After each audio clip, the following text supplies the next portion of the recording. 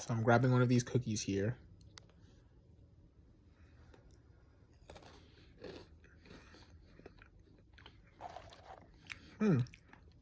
These aren't bad. This gives me nostalgia to when I was a child, kinda.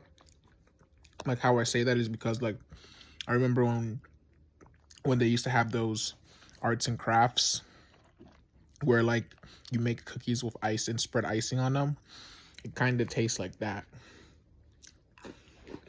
I see why these snacks were missed when they were discontinued. They don't taste that bad, but they're not healthy at all.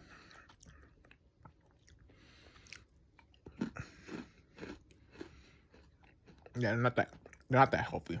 Too much sugar.